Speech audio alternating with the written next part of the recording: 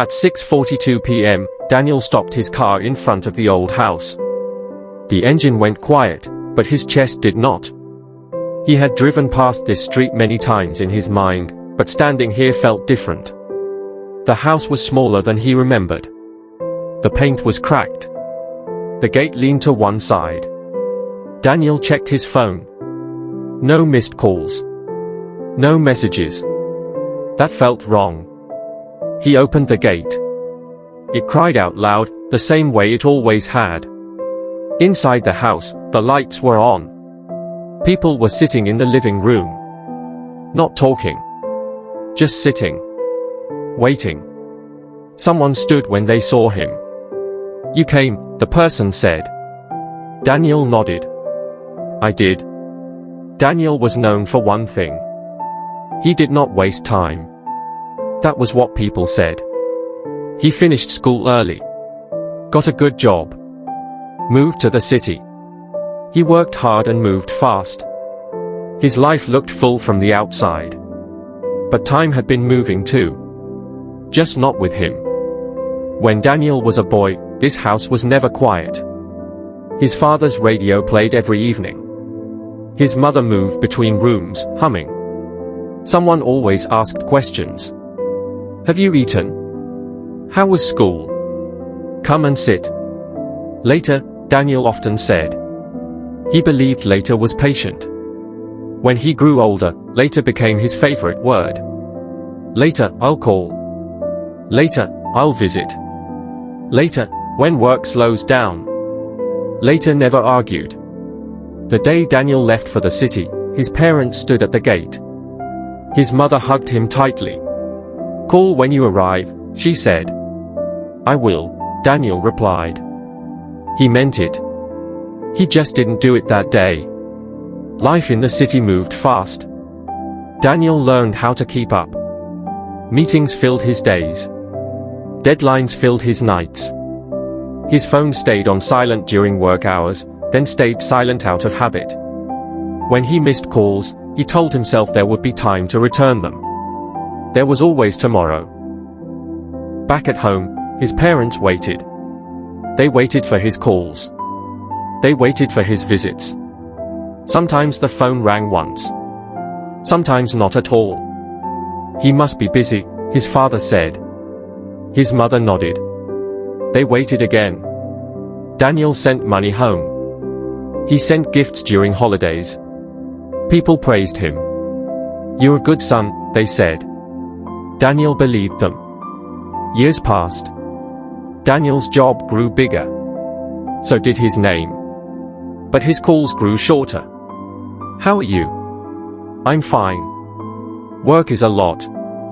I'll call again." He rarely did. One evening, Daniel's sister called. "Dad hasn't been feeling strong," she said. Daniel stood in his office, staring at a screen full of numbers. "I'll come soon," he replied. She was quiet for a moment. "Okay," she said. Soon never picked a date. On a quiet evening at home, the living room clock stopped. The time froze at 6:42 p.m.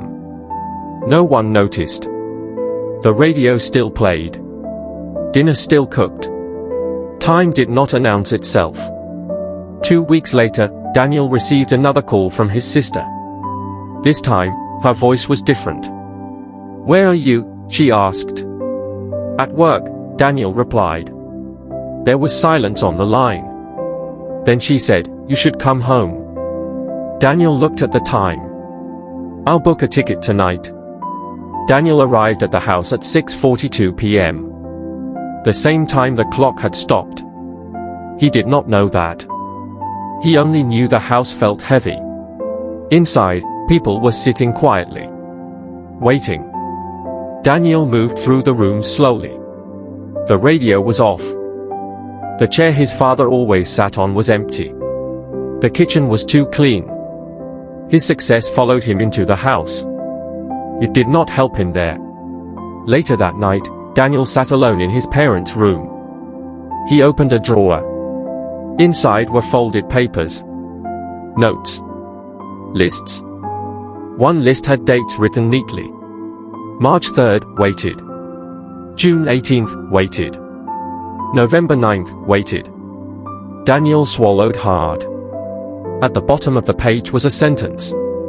He said he would call. Daniel remembered the dates. He remembered being busy on each one.